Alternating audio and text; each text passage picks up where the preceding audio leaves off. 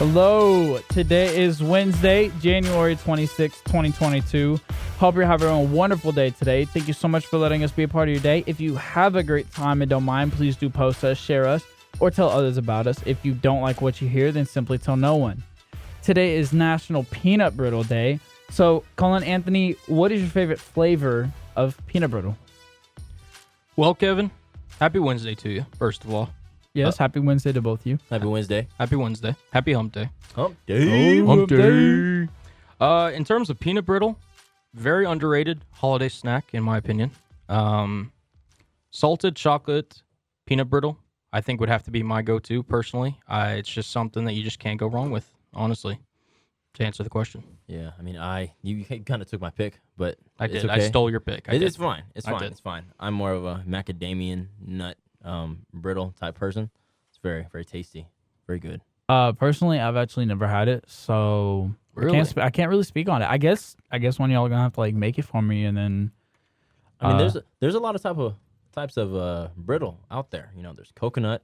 There's I did glass. look it up. I saw that they have a lot of different kinds. Yeah, they have vegan peanut brittle. Yeah. Good for anyone who's on a vegan diet. Yes. Yeah.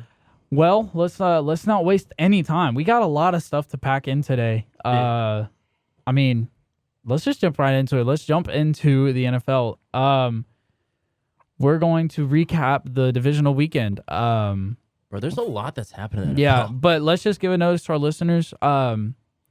Just so that way everybody knows, we will be doing podcasts on Wednesdays and Fridays of every week. We're just all way too busy to be doing them on Mondays. Got schedules, and everything like that, school and priorities, work and such. So just so that way the listeners know and can keep up with our schedule, it is going to be Wednesday and Fridays until further notice. But yeah, let's go jump into the NFL. Like I said, we're going to be recapping the divisional round game, and I guess let's start from the first game to the last. So that would bring us to the Cincinnati Bengals versus the Tennessee Titans. Yes, sir. And Cullen, do you feel bad picking Ryan Tannehill now? Yeah, what happened? So we talked about last week, excuse me, about pick remorse, right? Where I had pick remorse picking the Bills. Yeah, I remember that. Against the New England Patriots. Against the New England Patriots. This game, I honestly didn't. I really thought I was confident in my picks. I didn't want to have that remorse again, right? Yes. I was sitting there. I was just like, you know what? Courage of my convictions. I believe in Mike Vrabel. I believe in that defense. I believe in Derrick Henry. Everything I said last week, I truly believed in. But as I also mentioned last week, the number one quarterback on my quarterbacks under pressure for the divisional round, that was Ryan Tannehill. Ryan Tannehill played arguably his worst playoff game out of the three he's played. I don't even think it's arguable, but we'll say for the sake that it is his worst playoff game. 3 interceptions. The very first time he touched the ball, Interception. he gave it to the other team. The very last time he touched the ball. Gave it to the other team. Yes, sir. And the one interception in the middle, I do credit that I believe it was Mike Hilton who made the interception. Great play by him. Can't really fault Ryan Tannehill too much, but overall, just was very careless with the ball. Outside of the throw to A.J. Brown down the sideline. That was a beautiful ball, I will admit. I mean, he couldn't have placed it in his hands any better. And a beautiful catch by A.J. Brown. Obviously, Exactly. They obviously have a connection. Yeah. Not to mention, Derrick Henry wasn't 100%. He did have a plate and a few screws in his foot. And in his shoe, they said. They said it was in his shoe as well. Absolutely. I mean, he played a good game. He did. Like, for first time coming out since... Scored a touchdown, you know? Yeah. Not a lot of guys can come back and do what he did. Well, and that short of time span to flip it around. Yeah. But I mean, I was kind of impressed with myself. I did say last week that Ryan Tannehill, with all the weapons that they have on that Titans offense, he's going to force the ball, and interceptions were going to be made. And I believe I said that the team that has the most interceptions, the quarterback that has the most interceptions, is going to lose this game. And well, that ended up being Ryan Tannehill and Joey Burr. I mean, Joey franchise. he threw one. But I mean, let's be honest. It was an interception, but it was really either a really good catch or not an interception, depending on who you are. But y'all can call him Joey Franchise. I'm calling him Joey Burr. Well, so we might need to change his nickname. Well, they have like a million of them. Yeah, so they do. It's true. But no, the reason why I need to potentially add a new nickname for Joe Burrow, he was sacked Ooh, 9 boy. times. That offensive line needs some Not help. 1, not 2, not 3, not 4, 9 times on Saturday. the first time that an NFL team has won a playoff game and been sacked 9 times since, I believe, Donovan McNabb, Yeah. to be correct. Yeah, that's a lot. It's a lot. And he took a beating, but despite all of it, when the money was on the line, Jamar Chase, I need you to get a first down, Joe. I need you to make the throw. He made it. They got him in field goal range. Evan McPherson, rookie kicker, ice in his veins, nailed his 4th field goal of the game. You know what? Speaking of McPherson, so I heard this story that, and I think you told me this actually. McPherson was on the field, and whenever they were going to kick the field goal, he looks at Joe Burrow and he's like, "Well, I guess we're winning the AFC then." He said, "Well, it looks like we're going to the AFC yeah, Championship." Yeah. It looks like we're Exactly, going to the AFC Championship, and he went out there, did his thing, and look at him now. They're going to the AFC Championship. I mean, that he has a lot of confidence in himself, and he should. I mean, 4 field goals in that game, and that game isn't the same if he makes those kicks, especially like we mentioned that last one. I mean, he's a rookie.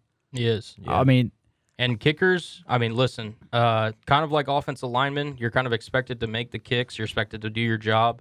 And if you mess up, you're going to get called out on it, and you're going to be kind of, not the GOAT in terms of greatest of all time. You'll be the GOAT in terms of GOAT of the game, kind of thrown under the bus there. And credit to McPherson. He had confidence in himself. He drilled the kick, and Cincinnati moved on to its first AFC championship since 1988. Look, and Joe Burrow just got in the league. Like, he just got in the league, really. It feels like he just won a championship with LSU like yesterday. Literally. That's what it feels like. And honestly, like this, he's used to this. Like I said that whenever Joe Burrow won, to get to the AFC Championship, when he made that certain face, when he knew he won, it was like, oh, he's now, or he's coming up, because like that look, I've seen that look from great quarterbacks. Not saying he's Tom Brady, I'm not saying that, but I've seen I've seen that face before. He very much made his presence known, saying, "I'm not going anywhere." Right. Or the Bengals. Right. The Bengals either. Credit to them. Ultimately, I did pick the Titans. I was wrong on that. I hold my L. Yes. With that one. Credit to you guys for both picking the Bengals. Honestly, though, I'm just from an NFL neutral fan's perspective, I am more excited to see Joe Burrow in the AFC Championship game than I would Ryan Tannehill. So I'm very glad that it happened. I just like the underdog mentality that the Bengals carry, and all that they go into the playoffs with, and for them to just do what they're doing right now, that is why I'm not bandwagoning the Bengals, but I like what they're doing over there. I think they really got something going on over there. I know they're all young, but definitely a team that should be on the watch for. Yeah, big things are coming up in Cincy. Yeah, big. And I mean, hey, listen, it's the future. I mean, they deserve it as a fan base for everything they went to. I mean, they were predicted. I'm pretty sure the odds makers before the season to finish last in their own division. Wow. Yeah, that's crazy, ain't it? And here they are. Wait, was this after they drafted Jamar Chase too? Yeah. Yep. Oh, well, wow. if you don't remember, everybody was saying that drafting Jamar Chase was a bad idea because Joey Burrow tore his ACL. Well, yeah, and they said they needed Penei Sewell, which, to be fair, he's a really good tackle for Detroit now. But he ain't gonna put up numbers like Jamar Chase. No, he's not. No. I would say getting an offensive lineman would be very helpful next year. But because that O-line needs some help. Yeah, it does if the Bengals were to take their first 5 picks in this upcoming draft with every offensive lineman, no one would question them. No, not even close. Yeah, that's true.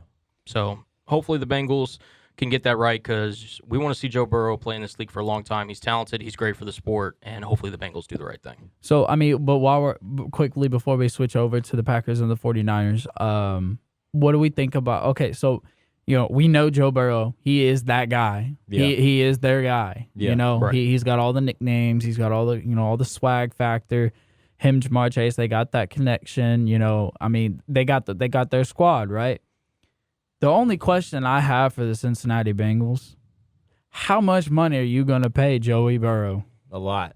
Like, you better. Whatever the market, lets him get Is paid. he going to be a $40 million quarterback when it comes time? I don't see any reason why he wouldn't be. Yeah, I mean, Joe Burrow's that dude. Like, I understand the slight injury concern with the torn ACL, as you mentioned, Anthony. And it's going to be something that when they get down to it, he needs to take care of his health. He needs to be preserving his body because in his rookie year, he took a lot of unnecessary shots that he didn't need to. But, I mean, if he keeps up the performances like this, I'm not even saying get to the AFC Championship game, but if he continues to ball out, continues to develop that connection with Jamar Chase, you don't let a franchise quarterback like that go. No, especially not a talent like that, especially coming out of LSU. I mean, and you got Jamar Chase and Joe Burrow. I mean, look, yeah. They could go to the Super Bowl. Literally. They're one game away. Literally. And any given Sunday, man. Any given Sunday. And he just got in the league. Technically, this last game was on Saturday, but I get your point. Okay, yeah, whatever. And it's a game of inches too, so you never know. But y'all keep speaking of Joey Burrow and the ACL. I know I'm a Dak fan. I'm a Cowboys fan, and I know Anthony is the same. But I mean, I'd cast in my vote Joey Burrow. Whoa, I'd cast in my vote for Joey Burrow comeback player of the year. I don't even think that's ridiculous. I mean, yeah, honestly, it looked like before the year started. It looked like Dak was going to get it. How he started off the first 5-6 weeks. Yeah, like hands down. But he didn't take his team to the championship game. Yeah, they were in his second year. Now it's a regular season award, so true. Okay, true. But we'll see, because both of them won their division, obviously. Both of them had obviously great years. Burrow finished stronger than Dak. Dak started stronger than Burrow. Well, I think it'll be one of the closer races in terms of the NFL awards, which is coming up if I'm not mistaken. I don't know. Yes, it is February, early February. But yes, I mean, I would just think I'd cast in my vote. Definitely for Joey Burrow as comeback player of the year. But let's go over to that. Let's go over to that snowstorm that they had down there. That little snow globe down there in Lambeau Field. But it didn't work to the Packers' advantage this time. No, I had high expectations for Aaron Rodgers. I remember we were on the phone and we saw that first drive. They just went down there and scored. Like it was nothing. Me and Anthony were like, okay, this game's over. Yep. I don't want to see Aaron Rodgers win this thing again. It's done.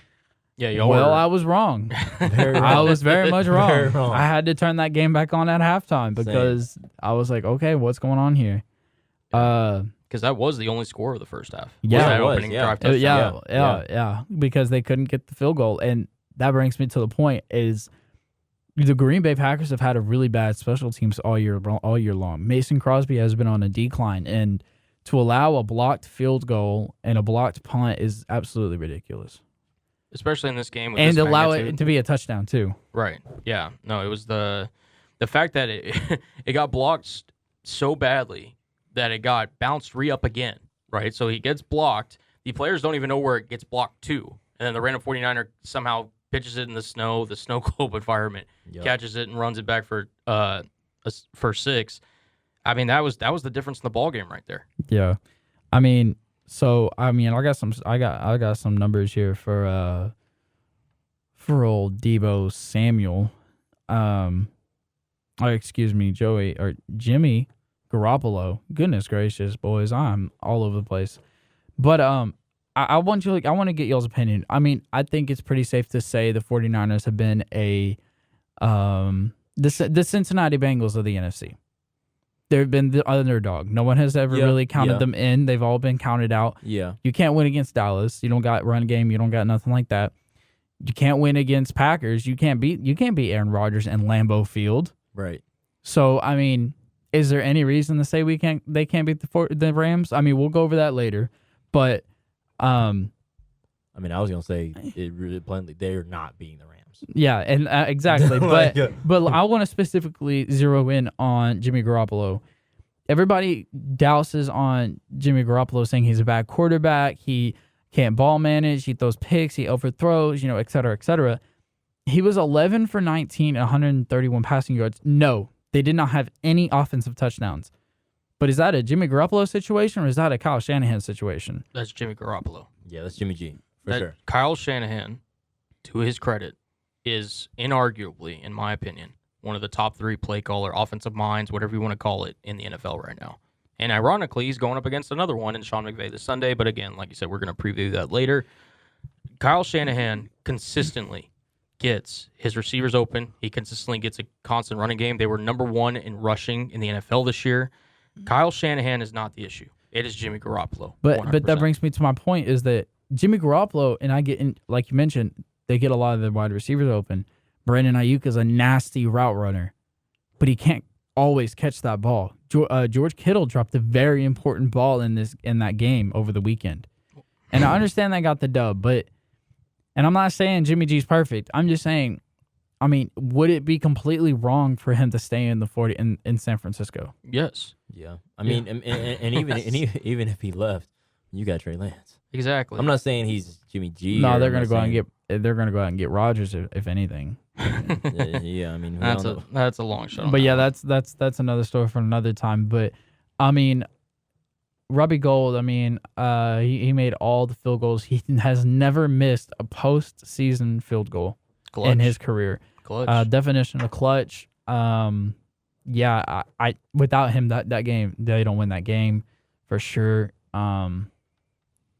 See, my thing on Green Bay is that Green Bay had to win that game. No, Aaron Rodgers had to win that game. It was a Super Bowl or bust. We called it. Like, he had to win that game.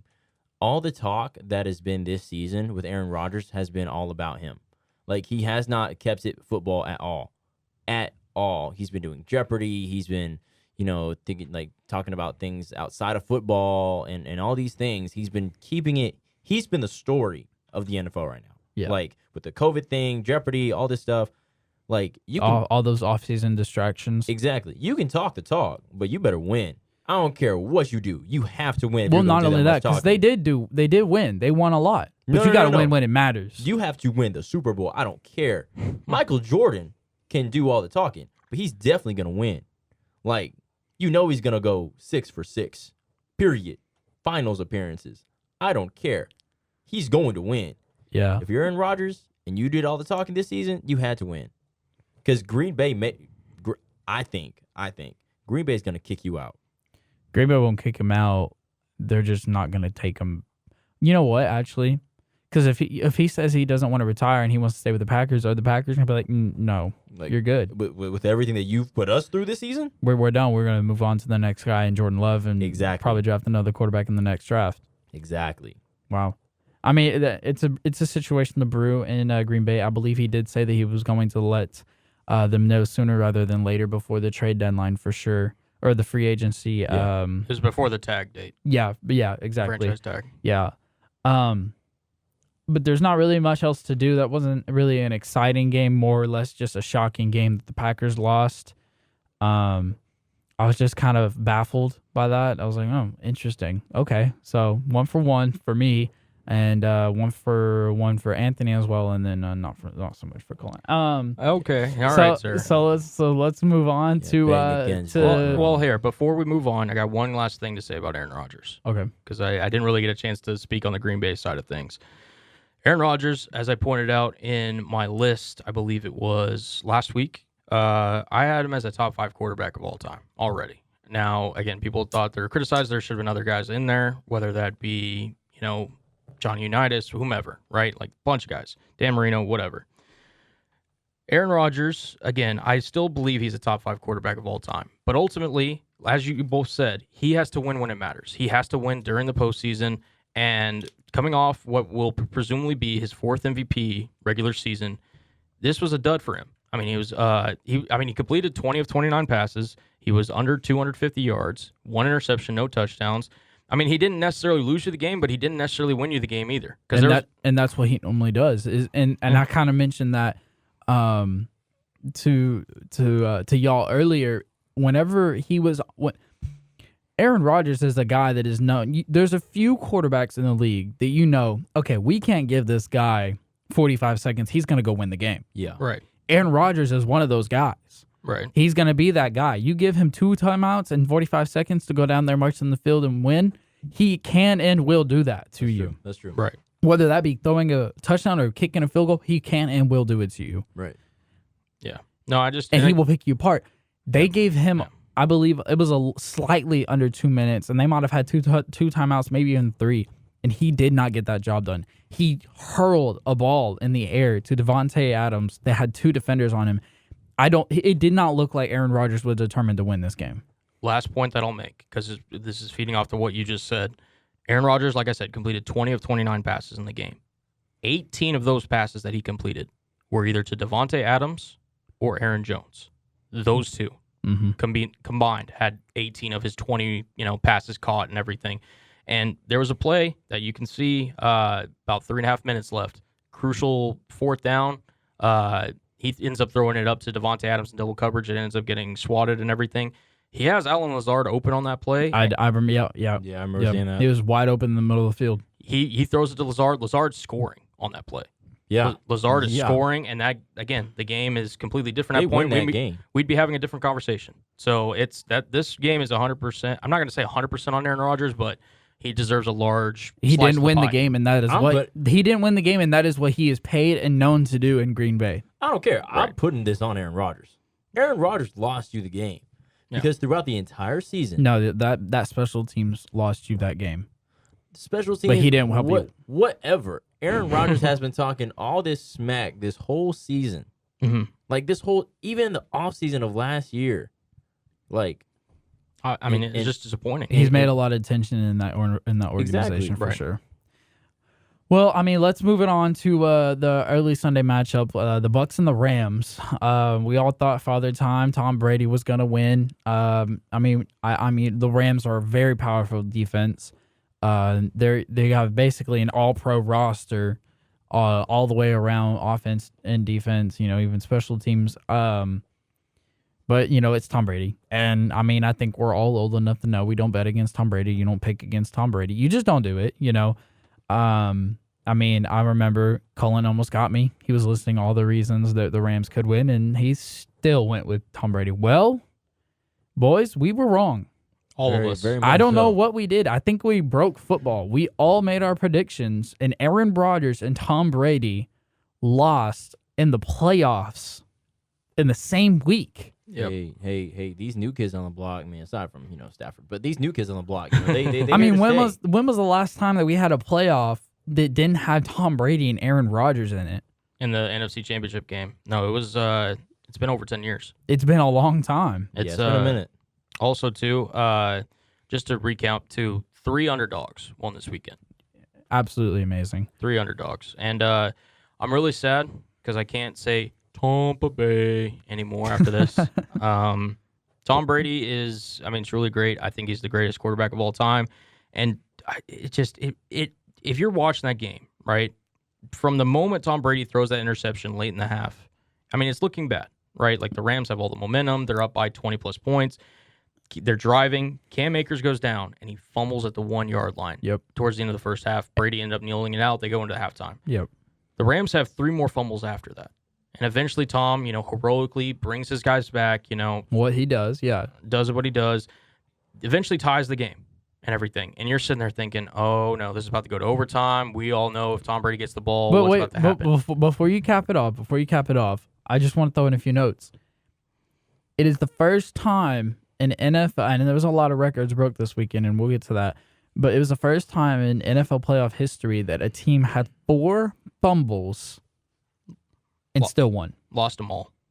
Oh, yeah, and lost them all and still won. Lost them all and still won. Right. So, I don't know what happened. I've watched all of the Man in the Arena, going back and watching all these Super Bowls that Tom Brady's done, and they all have that moment, that one play, that few second time span where the entire thing changes. You're like, okay, he's going to go do it again.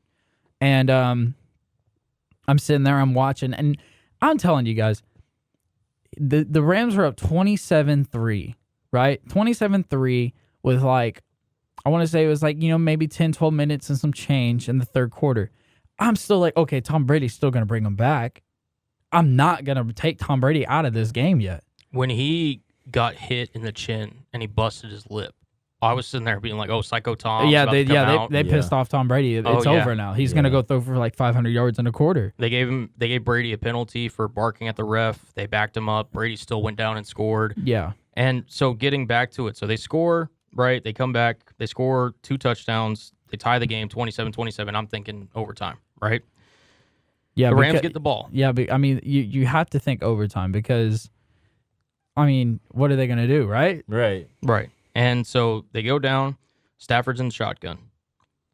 And they run what's known as a cover zero blitz. And for our audience members that don't know what a cover zero blitz is, it's basically you have enough people guarding the eligible receivers on the field. So basically everyone's in man-on-man coverage and everybody else is blitzing. But if you go back and watch the play from the Buccaneers defense, both Levante David and Devin White, apparently they were miscommunicated. They didn't realize what the call was, as Bruce Arians later confirmed later in the game. They did not blitz on the play. They were just kind of sitting there just guarding their zone as if anything. Well, Antoine Winfield, he was guarding Cooper Kupp on that play. Cooper Kupp, the Triple Crown wide receiver winner from this past NFL regular season, one of the greatest NFL wide receiver seasons that we've ever seen, caught Antoine Winfield flat-footed. Stafford throws an absolute beauty of a deep ball. Kupp gets it, and they have plenty of time to run down there, clock it, set up the game-winning field goal by Matt Gay, and stun Tampa Bay, Tom Brady, and the Buccaneers. It was insane. It was nuts. I saw the tie score and I was like, wow, okay, so this is gonna go to overtime. Yeah. And I'm sitting there and I'm watching this game in the break room at work, and I'm like, okay, well, I don't have enough time to watch overtime. I got to go back to work, right? Well, I didn't have to. So right. I was sitting there and I remember I probably looked so dumbfounded watching this football game. I'm sitting there and I got my mouth wide open like it's hitting the floor, and I'm just like, what the hell just happened? Right. I mean, it was stunning because it truly the momentum was all with the Buccaneers at that point, especially once Leonard Fournette scored that final touchdown for the Bucs. I mean, my thing with the Bucs is that they've had a lot of issues this year with Antonio Brown. I mean, I think if you have Antonio Brown, you may win this game. Mm-hmm. But I think the Bucs have had a lot of issues this game, and I mean now we really don't know what the future is for Tom Brady. After that game against the Rams, I mean, will he come back? We don't know. We'll see what his mom says. Yeah, that's what was said. I think we'll talk about it later. In terms of Tom Brady's future, to capitalize on your point, not only did he have to deal with the Antonio Brown fiasco, we'll call it that, he also had to deal with multiple injuries. Yeah, Chris Godwin out this game, and a lot of COVID. Right, and a lot of COVID. Mike Evans with COVID. Gronk. I was just specifically talking about this game. Tristan Wirfs out, did not play. We reported that he was going to be a game time decision. He ended up not going for the Buccaneers. Tyler Johnson, middle of that game, he leaves with an injury, doesn't return. He was Brady's second wide receiver behind Mike Evans, and they had to go to Scotty Miller down the stretch. Brady had to overcome all of that, and still he was able to tie the game late in the fourth quarter in what looked like another classic Tom Brady comeback, and it still wasn't enough. So yeah, and I mean, you can go back and watch the film, and I don't know about y'all, but I know there's a lot of rumors and stuff speculating, is Tom going to retire? And we're going to touch on this later, but he didn't look like how he normally does. He didn't look pissed.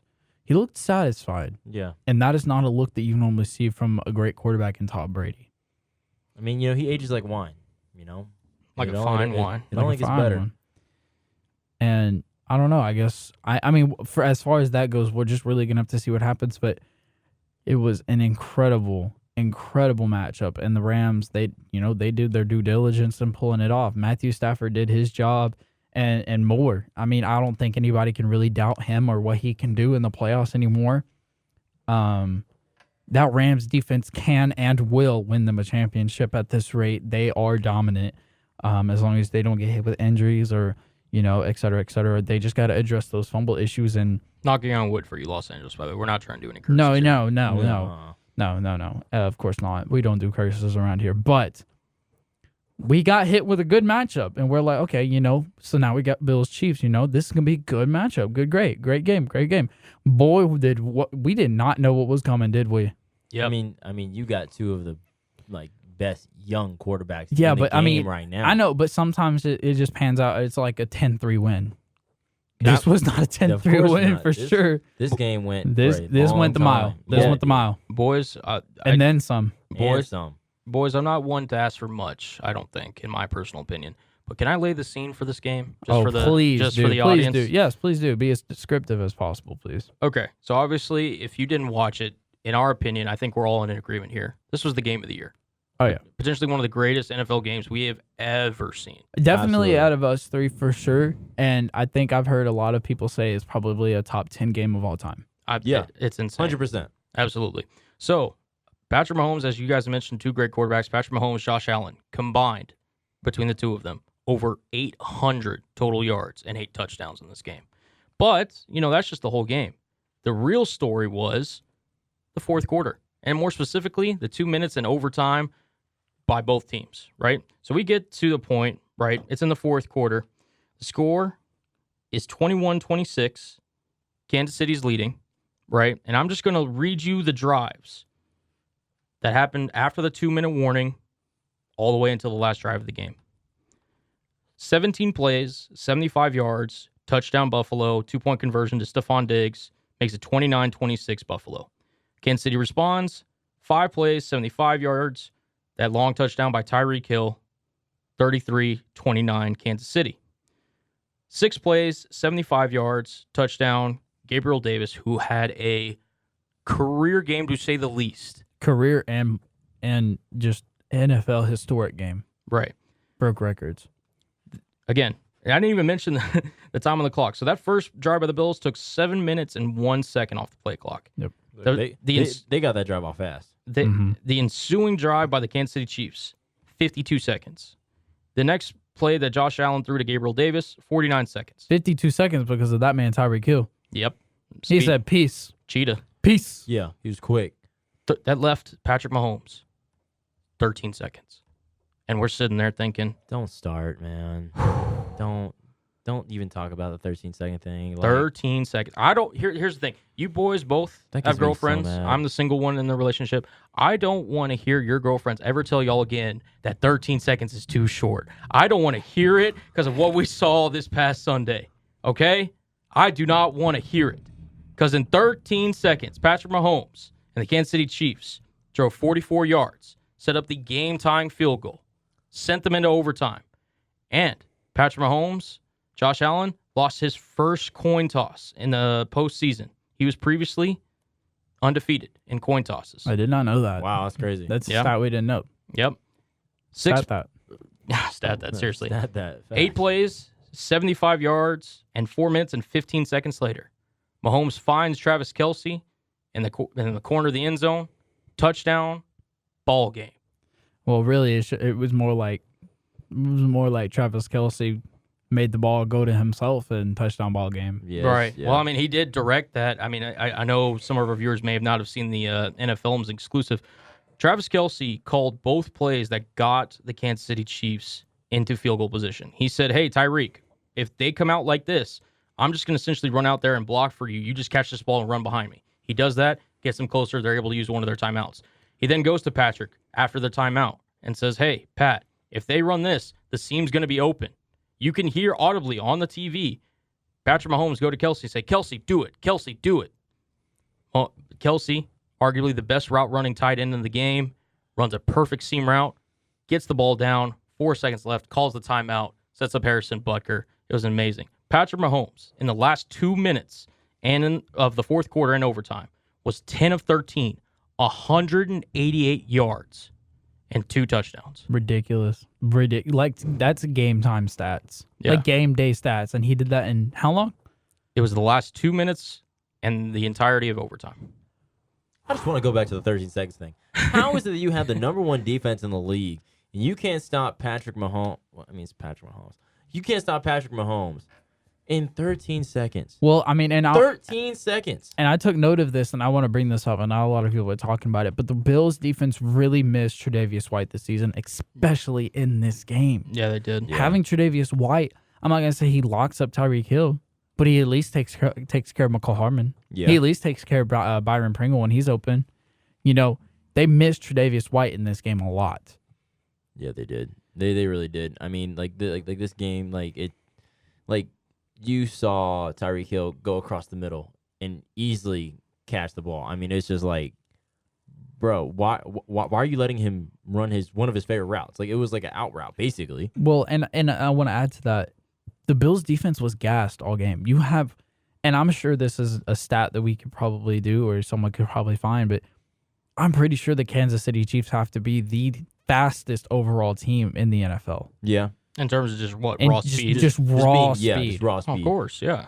That's that Bills defense was gassed. Come overtime, they just wanted to probably just fall on the floor and just go to sleep. Yeah, probably just get on the plane and exactly. go home. Yeah, and I'm not saying that doesn't mean they didn't want to win. They still wanted to win, but they're gassed, man. This was the equivalent of two heavyweight fighters saying, we're not going to put our hands up. We're not going to box defensive. We're not scoring points.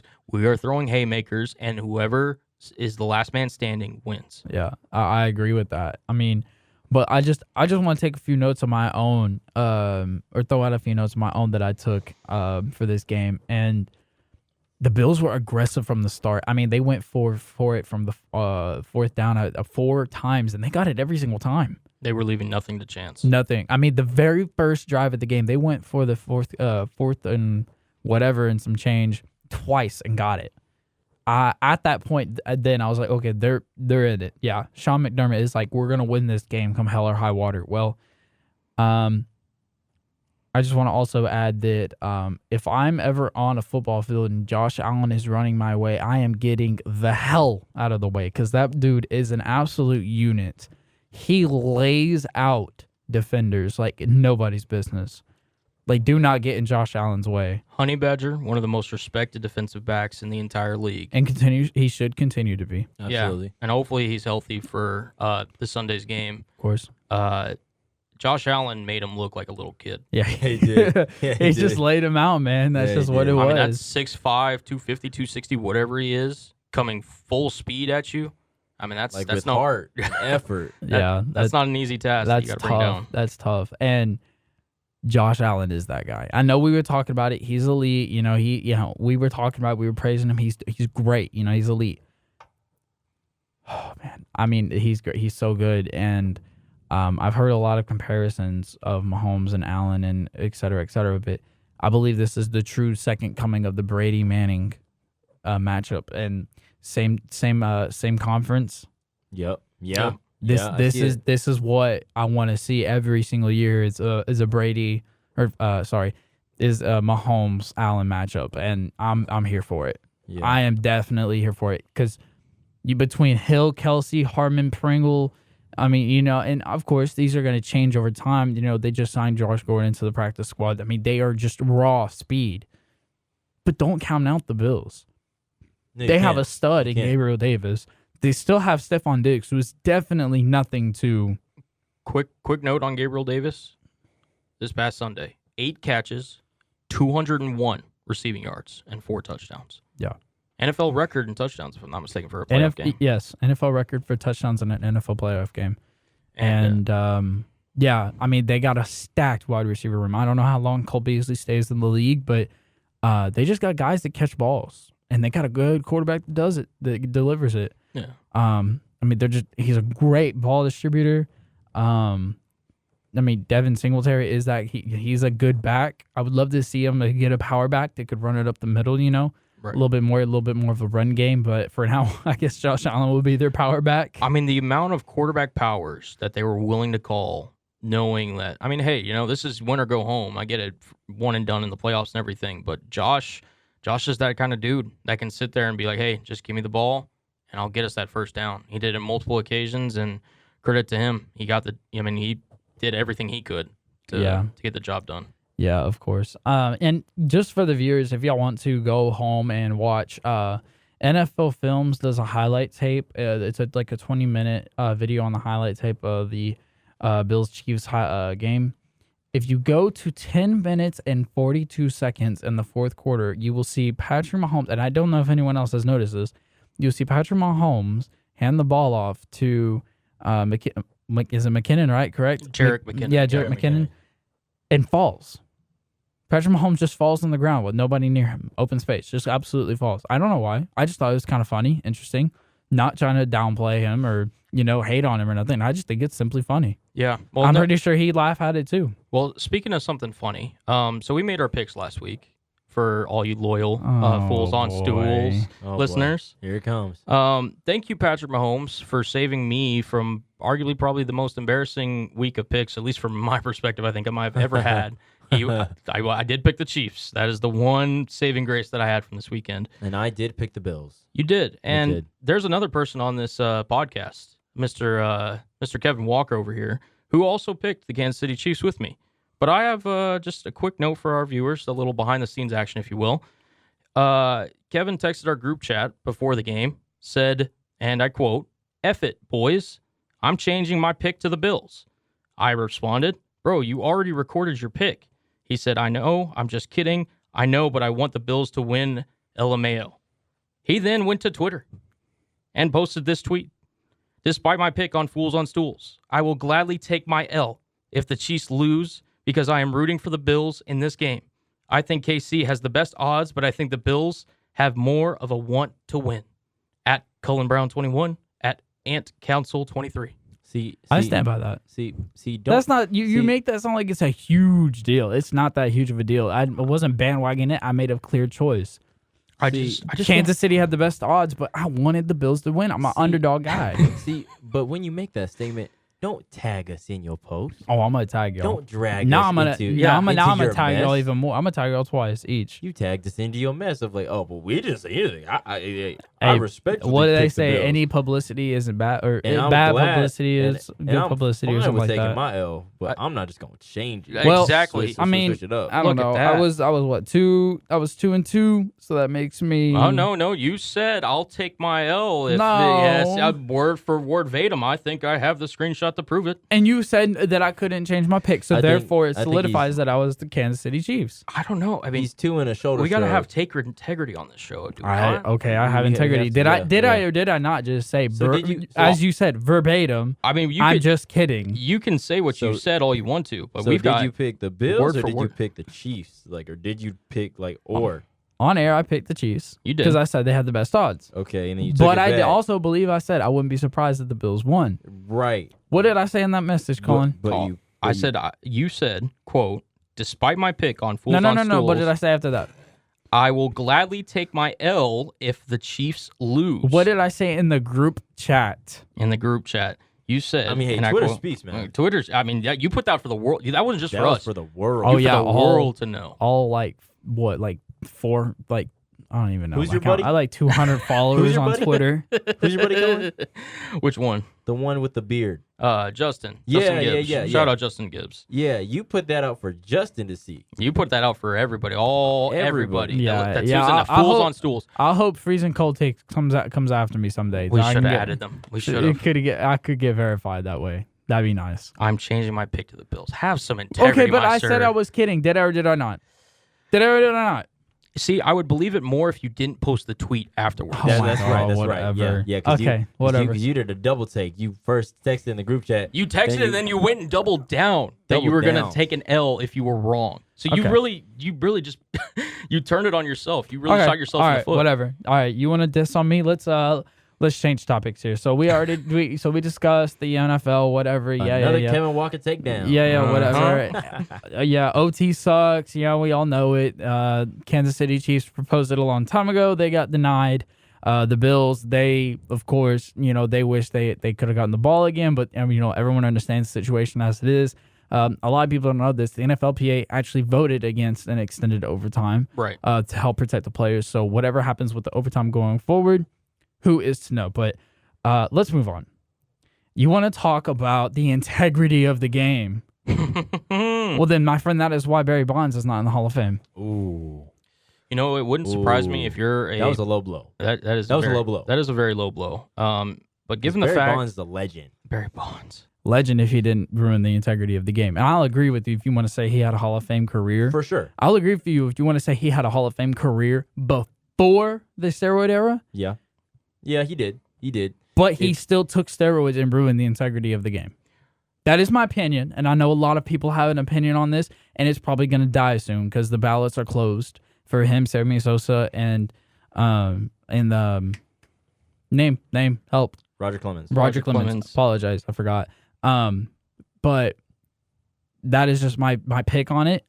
As a baseball diehard, that is how I feel on it. I understand he was a very good player. I'm not taking that away from him. He was really good. I just don't know why he had to go out and get juiced like that, man. It just ruined it for me. So It was widely speculated. I don't know if it was ever confirmed that Barry Bonds. It was widely believed that he took steroids. Right? We're not going to sit here and argue about that, but it was never confirmed. I just want that on the record. Okay. That was never confirmed. Okay. I guess it's on the record, but it's on his body, so. Nah, that's fair. Okay. Baseball is, as you said, right, known for its cheating with performance-enhancing drugs. It's also known for doctoring baseball, grip enhancers, cork bat, sign stealing, performance-enhancing substances, altering the grounds, age fabrication, among other things in terms of cheating. And so you're talking about the Houston Astros, basically, right? They're one of many, yes, along with Pete Rose and everybody else, right? I'm making a lot of people mad right now, aren't I? Oh, yeah. Gotta love Houston. I think that's kind of like my role, though.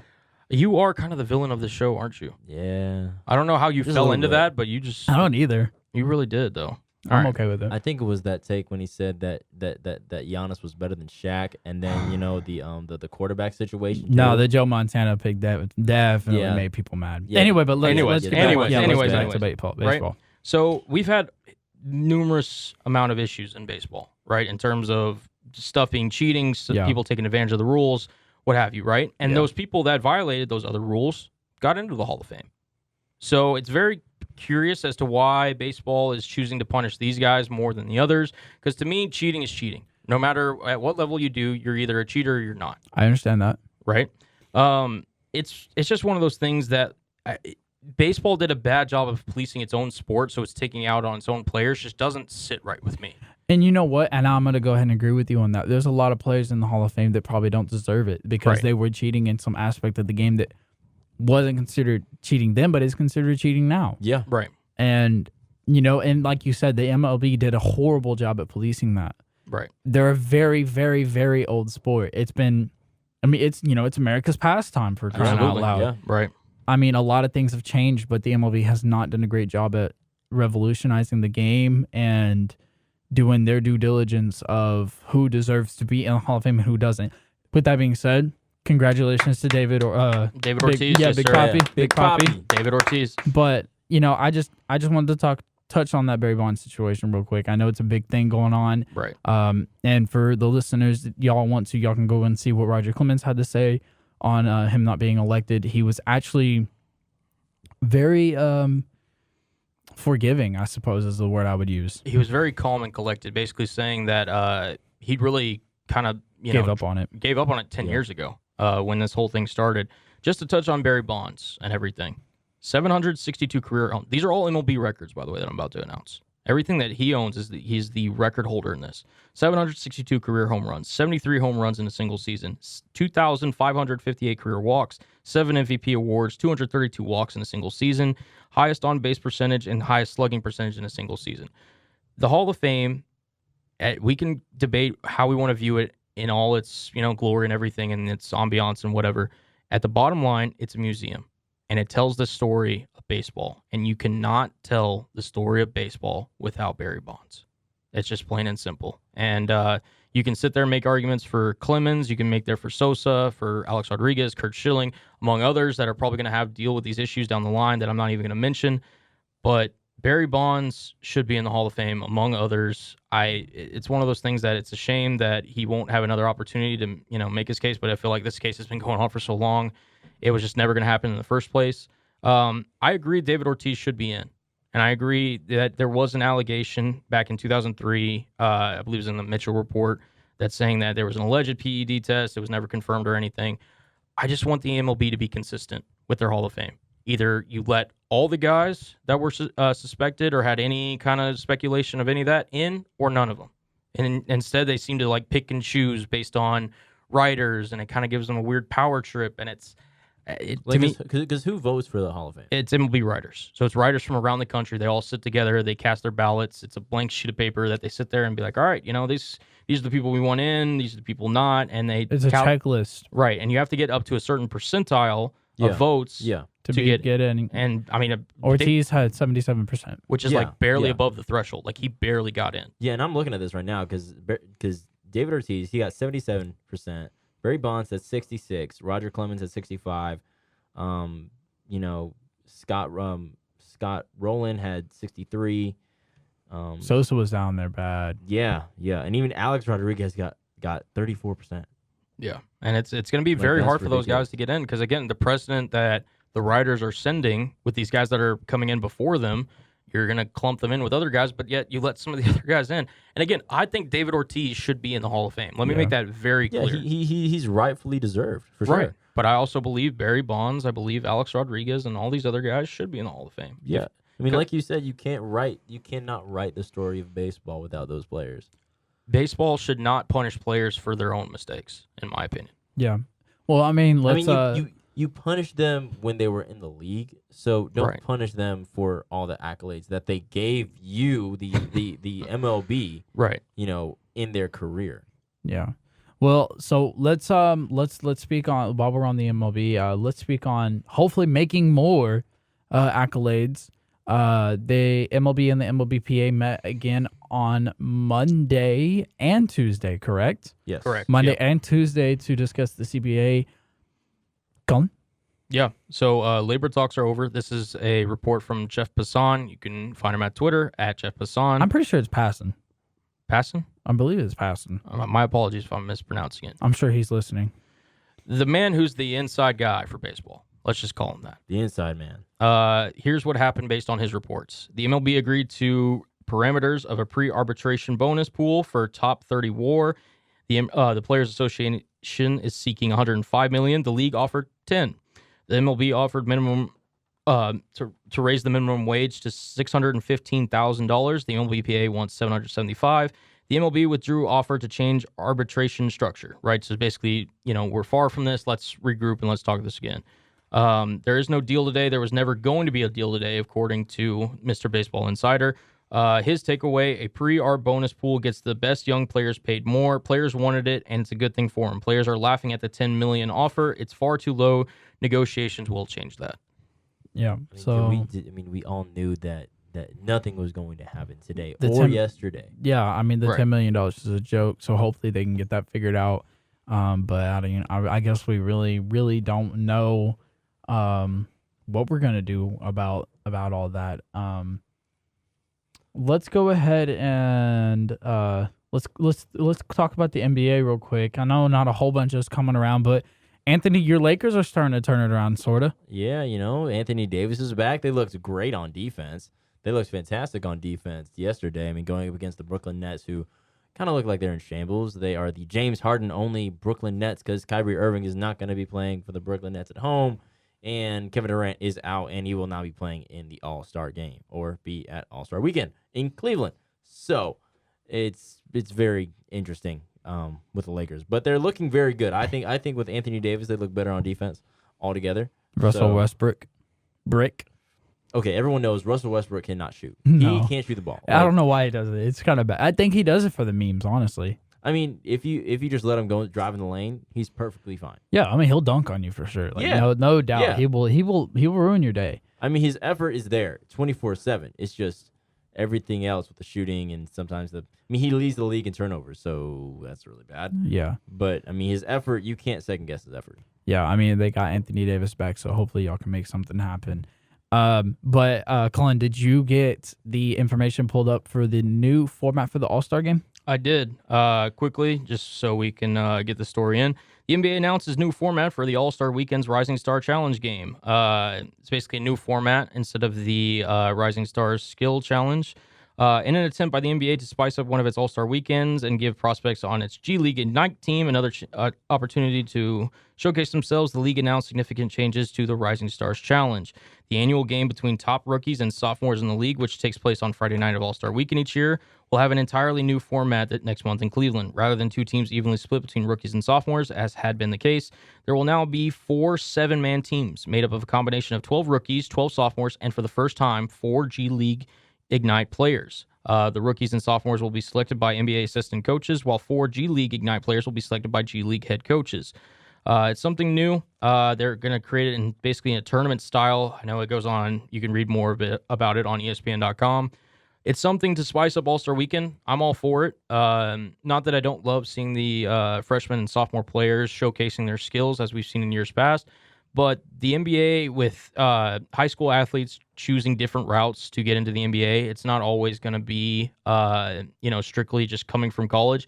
We got a lot of great talent from the G League. Jalen Green, just off the top of my head from this past draft, is showing that he's going to be a future potential star in this league. And I think that this is a great opportunity to give guys that deserve some shine, some love for All-Star Weekend. And while we're talking about the G League, shout out to Jalen. I just messed up that name. Javion Hamlet, North Texas native. He's playing for the Texas Legends right now. We're wishing him the best. Hopefully, he can make it. Mavericks and play on the court a little bit. So, but nevertheless, congratulations on making it to the G League. I mean, that's a big deal anyway. Yeah, mean green, baby. Mean green. Real quick, while we're talking about basketball, I just want to touch on this super duper quick. I hope I'm not butchering this. Ayoka Lee became the first woman in NCAA Women's D1 basketball. Scored 61 points. Oh, she was balling in the post in one night, and they made a comeback win against Oklahoma. A ranked team. Yeah, she was balling. Historic night for her. Boys, y'all got anything else y'all want to add to close out this hour?